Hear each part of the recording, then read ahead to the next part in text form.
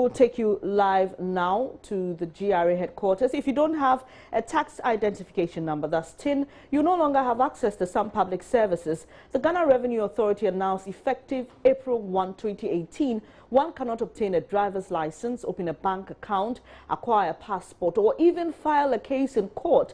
Well, that's not all. You'd also need the TIN to get a certificate from the Registrar General's Department, and any district assembly office register a vehicle, clear goods and commercial quantities from the port, or register any title to land or any land document and receive any payment from the Controller and Accountant General's Department or a district assembly in respect of a contract for the supply of goods or provisions of any services. We'll now take you live to the GRA headquarters for that press conference on the tax identification number. Open a bank account, register your company at the Registrar General Department, obtain payment for jobs, contracts done for government. You cannot file a case at the courts. You cannot obtain a passport from the passport office, obtain a driver's license and register your vehicle at the DVLA, nor bid for contracts from government agencies. You cannot conduct business with ministries, departments, and agencies, and you cannot conduct business with metropolitan, municipal, and district assemblies. GRA has already made the public aware that the enforcement of TIN for the above purposes became effective on the 1st of April 2018. Therefore, today being the first working day of the month, GRA deems it proper and appropriate to reiterate the already publicized information. So far, GRA has issued 1,090,338 TIN numbers, 1090338 TIN numbers. It must be stated that the GRA has already held a series of meetings with the above-mentioned institutions to ensure the smooth operation of the policy. These institutions have been requested to modify their form to include a field for the provision of TIN. Consequently, GRA expects the institutions mentioned above to demand for the TIN of their clients before transacting business with them. I must emphasize that contrary to concerns being expressed by a section of the public, that the commencement of the demand by institution for the provision of TIN before transactions, effective 1st April 2018, signifies the closure of the registration for TIN. That is not so. The TIN is still ongoing. The authority will continue to receive, process, and register new applications, and as such, urge all who have not registered to quickly visit any of our offices and get registered. One only needs to pick a registration from an office, complete and attach the necessary colored photos of the following identifications, and submit at no cost to the applicant: driver's license, or national ID, or voter's ID, or passport. I need not emphasize the importance of the thing to the public. GRA, Tax Administration and Compliance. I wish to once again appeal to all those who are yet to register to take immediate steps to do so.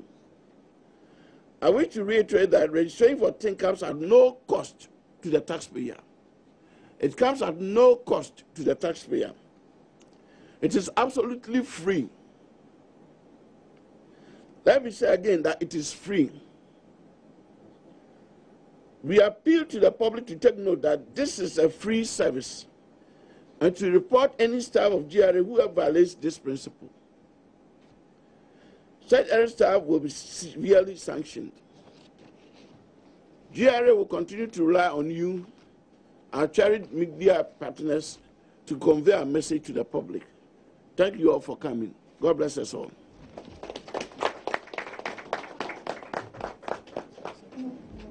That was our message to the public, and we hope you are going to convey to them. The floor is open for your comments, your contributions, your questions on TIN. On TIN. On TIN. Thank you very much. Yes. So, my name is Nana Oye. I report for the Blue Street Business. I have two comments. I would like to know whether you have plans of making this registration electronic.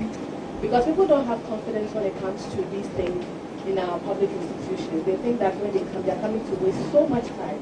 So would you make it electronic for people to, since it's free, people can just sit in their offices and register? My second issue has to do with making sure that if you want all of us to have our PIN, why won't you consider engaging the tertiary institutions so that when they register in school, they can have their PINs there before they come up from school? Yeah. Okay. My name is Mr. Samshi. I want to find out how far have we gone with public education? Because some people still don't have an idea about things about, especially to those in the villages, local communities. The last one, then they will respond on it. Yeah.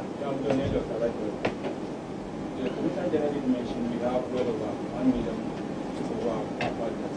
I want to know how many of these numbers is on the program. Which number is it? How many? Because it's part of us. I want to know how many people are coming from the program.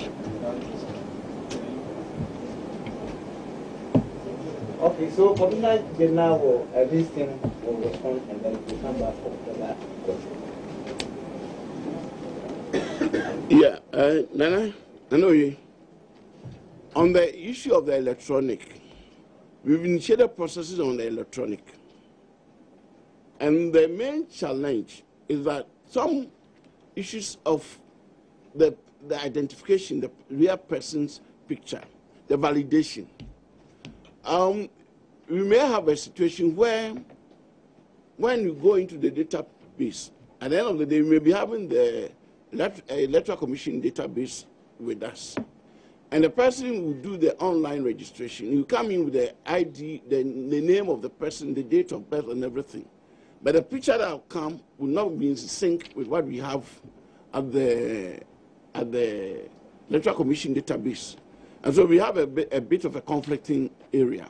So as far as possible, if people go in and advance the completion of the form and print it out, it makes it easier for the office to quickly validate and then go through the system to bring the person in. So the electronic area is something of concern to us. And as far as possible, if we can minimize the human interface, that's the best way to go. But then the main challenge is in the validation in the pictures, as to the people who are really involved, and want to deal with that. Okay. So what we can do for now is to fast track the processes and strengthen the validation area so that we will go forward on that. And proactively, we have seen that. On the tertiary institutions, we are rolling out a platform where those who will be sitting the SSCE may, even before you see the SSCE, we would have had a 10. And so that we will be coming down over time, and we're broadening up the scope. So we are exploring all opportunities to widen the tax net. And 10 is basically is about broadening the tax net. So, and on the sensitization issue you raised, we are getting collaboration with the NCCE and then the ISD, so that our outreach to the communities will be enhanced. But so far, we've done enough in that area. Then on the issue of the informal sector,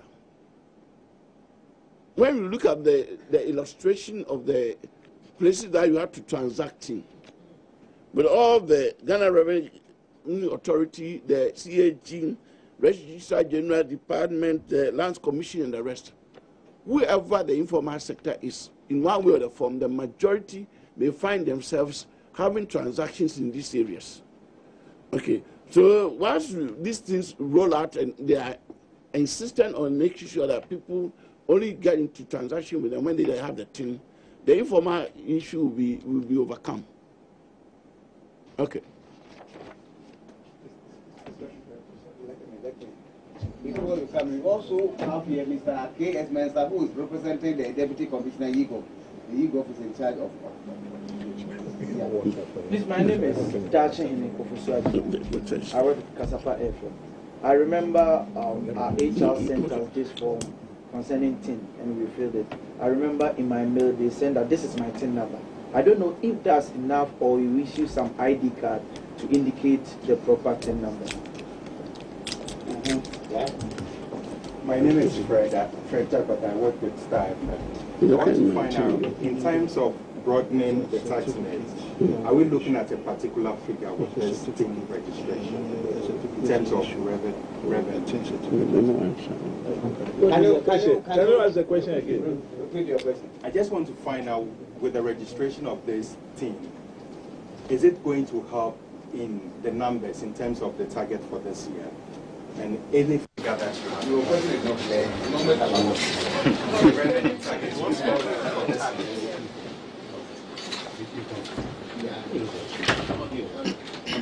I have two questions. First, you made mention of the fact that without a TIN number, you can't do business or do registration of the company, which, for instance, the registered general department. I want to know the level of cooperation between the GRE and then the Ghana, the registered general department, for instance, or other departments. For instance, if you register a business, how effective the GRE is monitoring that after the registration of the business, they know that you are into real business or whether you just register and you are not working. Then two, why the TIN now? Why do you want to put it out? Is it because you say you want to broaden the tax base? Or why now? Why couldn't you have done it earlier than now? So we've had recording, they will deal with them and come back. On the very last issue, why now? The TIN has been since 2013, 2011, yes. And we are deepening our interaction and we are strengthening our capacity to help people to take advantage of the TIN. And a way out is where we are saying that without the TIN, we can't have a dealings with these companies. And you know our Ghanaian attitude to things. That, I mean, with the current regime, a lot of our attitudes have to change. So what we are doing is basically reinforcing the rules that the country has to operate with. And this is part of the game, trying to strengthen the rules. Ghana, we have very, very, very good laws, but we have not been making them effectual and effective. And these are some of the processes we are trying to, as far as GRA concerns, every rule that concerns our activities, we want to implement them with a new intensity. And that's how it comes. We are strengthening issues on the TIN. And if you will recall, TIN has not been as emphasized as in recent times. So that is it for it. With the Registrar General's Department, we have collaboration with them. We have a setup, even at the Registrar General Department, that is the TIN registration. And so we collaborate with them. And so let no one have any apprehension that like GRA is operating as silos and then RGD is operating as silos. We are cooperatively working together, integratively. And that's the situation with it. I'll let the Commissioner, DTRD, answer the first one. I didn't hear it well, so. Okay. You see? Yeah, I think if I got the question well, is to the effect that whether you can use the taxpayer identification number that has been given to you. Yeah, once the number has been given to you, any transaction that you have to carry out as far as the areas that have been mentioned, you have to use it. Then a certificate is also to be issued and given to all the individuals or companies that have been given a taxpayer identification. So what is going to happen, particularly in the case of your organization, is that we will have that bulk document sent to the HR and they will distribute it to all the officers who are affected. Yeah. Okay. And there was an issue of the revenue target thing with it. We can't give you numbers, but we anticipate that with the broadening of the tax net, we should be able to improve our revenue collection. Yeah. Thank you very much. the 1 month exactly since the implementation of the excise tax, first batch, I wish to ask the Director, Commissioner General, how far with the implementation? I thought I said the emphasis is on 10, T-I-N, 10, 10, 10, yes. Okay. The thing that applies to them is living abroad. And do they have to come here before they get it, or they can have it at the embassies in the various countries where they live? And then also, what difference does it make to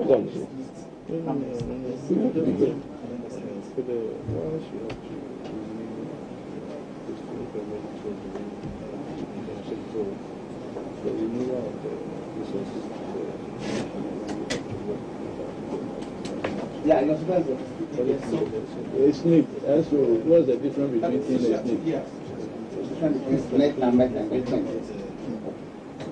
Yeah. You did mention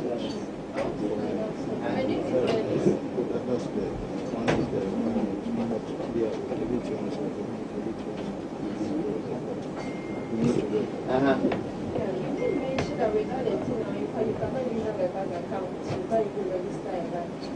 Now, what's wrong? You can have it already. How does that affect?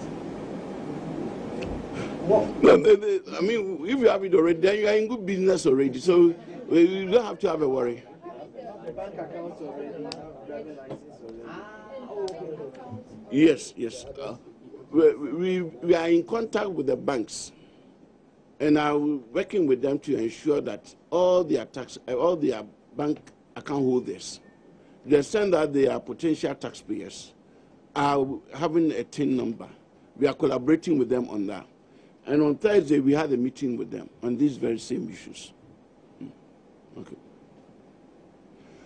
And so what will be happening is that as you go to, I mean, your check gets finished and you go for a replacement, they may be in contact with you to, update your records with them and provide a TIN for them. It's one of the means, yes. And then? What's the difference between the TIN and the snake number? And then? And the snake number. The TIN is for the the tax administration. The SNIT number is for the SNIT. It's for your pension interest. Actually, all said and done, in regimes which were very effective and efficient from day one, you just got one number, and that one number is for your SNIT, is for your tax payment, is for your driving license, for everything. And that is what we are believing, that at the end of the day, if our national ID comes on full board, it will be doing for us. The TIN number will just be a portal within the system of the national identification. But once the national identification is not rolled out fully yet, we need our TIN and we need to have our taxpayers. Okay. And another question you asked was, Ghanaians living abroad, are they to come down to receive their TIN? Does it apply to them? No, they don't need to come down. It's like going to renew your passport. I mean, when you are renewing your passport overseas, you don't need to come down to Ghana. And we are having links with the Ministry of Foreign Affairs to ensure that those issues are dealt with from the Ghanaians abroad. We at our end are more interested in people who do businesses and activities here, and for which they raise income, and for which course we need to get our tax. So whilst we may be of interest to us, it's not as paramount as those working in here. But then to the extent that they will be having business interest, we want the collaboration with the Ministry of Foreign Affairs to ensure that those who necessarily require to have the TIN, so that they can operate here, help to do so. Okay.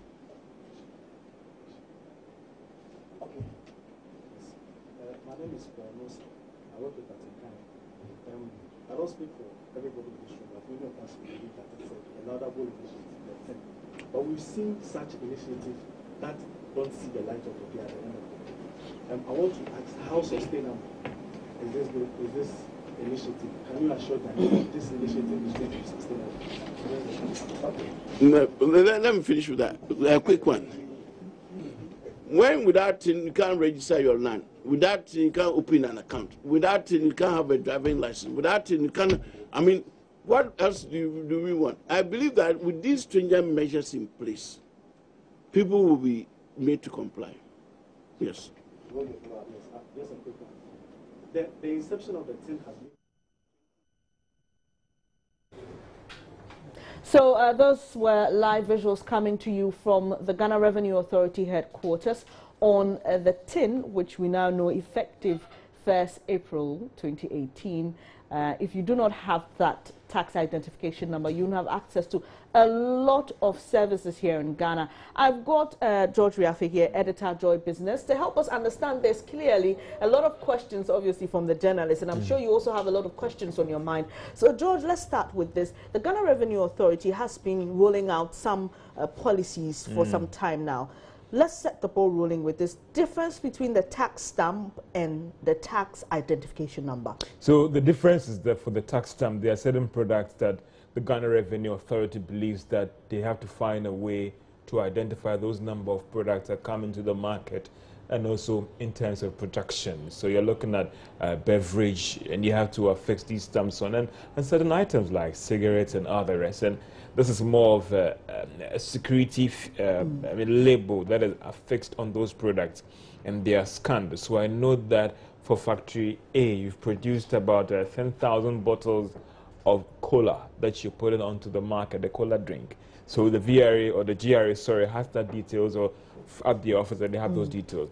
Now, with this tax identification number, the Ghana Revenue, which has already been in the system for quite a long time, they are just enforcing it. They are saying that for everyone that should be soon paying direct taxes, we want to have a file for you, or something that we can link you. So maybe through it's connected in the systems, wireless or internet, that when George Riafe pays his tax, it's been able to capture in the system that this person has paid all his tax. And it's part of several measures that they are putting in place to ensure that we capture a large portion of the population paying their tax. So it's I remember some 7 years ago when I got my own, it was just through an internet-based system or a shortcode system where it was generated for me, and that was it. But the difference here is that for the 10, they are saying that everyone, including a child, because indirectly everyone pays taxes. So let's look at indirect and direct tax. So George, if there's a little child, 15 years, 14 years, who's into crafts making and maybe goes to school and sells some beads, you know, brooches to their colleagues, do they need a TIN number? They do. A TIN, I mean. The same way when sometimes when you give birth, some people will say that I want to get the passport for my child as soon as possible because I don't know when he or she would need that passport or that document to travel out of the country, or even for the purposes of using for identification and all those things. You get that passport for that baby. Now that the GRA is trying to enforce this thing, also maybe you give birth, you should try and register that TIN for that baby or even that child of yours, because very soon that child will be having to pay direct taxes to the Ghana Revenue Authority, and they want to have that thing in their system that they know that Bernice Abubedu is tax compliant, is paying his taxes. So now that they are making it compulsory, you cannot get out of the system and avoid the payment of these taxes. But doesn't MySNIT, for example, make up for this? It's a problem because we still don't have a situation where all the systems, the identification systems, are connected to one, and that's why everybody's looking forward to the Ghana card and how it can integrate all these forms of identification currently we have in the country. Because under normal circumstances in some countries, when you take someone's national card, you know, you get the driver's license, you get a number connected to the passport, get a number connected to all those things. And these things are all actually put together, consolidated. So within the national system, or a system that has all these things connected to, if you just log into that system, you get access to all these things. So I think that for now, whilst they don't have all these things actually put together for them to get access, that's why they want to do. Some say that GRA, I mean, why the rush? I mean, Ghana card will be operationalized very soon. The Ghana card is going to consolidate all those identities, that systems that we have, SNIT, your passport and others. Why don't you wait so that you can also plug into that as well and ensure that, I don't know what the rationale behind it, whether because revenue numbers are not looking that good, so they really want to take a step right now, whilst they wait for the national ID that seeks to consolidate all these national IDs together, that when they go into their system and type Bernice Abubedu, they have access to your SNIT, your passport, your driver's license, your and tax all other identification, details. all those things captured in that national system. That's how you have the National Data Center, where all these things will be put together. So maybe whilst you're waiting for that, they want to take the fair, and they are just enforcing. It is not a new thing. I mean, this thing, I remember I had mine 7 years ago, and so it's not something new that they are introducing. It's something that already exists, and they are just enforcing the law. George, is this once and for all? Once I get my tin, that's it? Yeah, you got your thing, that's it. I mean, that's what you be using. It's like getting... it's not subject to renewal, like, no, I mean, like for, the as far as I'm passport concerned, or the driver's it's license. still the old tin that I have that I'm still using it. The commissioner spoke about improving revenue collection. Tell us how the tin will help make that a reality. One of the big challenges that managers of the economy are facing is to how to identify potential taxpayers, or to know that for those people out there, I have a population of maybe, let's just even work with just like 23 million. Let's just say the adult population or the working population is about maybe 15 million. It appears from the last figures that we are privy to, just about 3 million or even 2 million are paying taxes. So you ask yourself, what about those in the informal sector? How do we identify these people? So for instance, as long as you are engaging the official system, if I should use that, if you are engaging the Ghana Revenue Authority, if you're engaging government agencies, if you are opening an account, it means that you've gotten to a stage where you are engaging in some economic activities that you might need to pay some taxes on it. I mean, as you are paid, you look at the deductions in your income tax and all the rest. So they are trying to capture everybody in the system that should be paying taxes. And through this tin, they'll be able to identify a lot, because now it's making it virtually impossible. Okay, sorry if to everybody cut in. thinks, So does it mean that the information you give on the form is what helps them know if you are someone who should be paying tax? Yeah. Is that it? Yeah, because I remember my details were captured when I was filling, and then later the code was given to text, and then the system generated it for me. So obviously they will have a fair idea about where you're living and all those things, who you are, what you do, and all the rest, and they'll be able to gauge. I mean, if for instance you claim that you're tomorrow I see somebody like you or even a friend riding the Bugatti in town, I was like, okay, let's look at this person's income. Doesn't mean that you cannot get that car, because in other countries in the States, when they see you using all those assets, they might sometimes invite you, the tax officials. What job are you doing?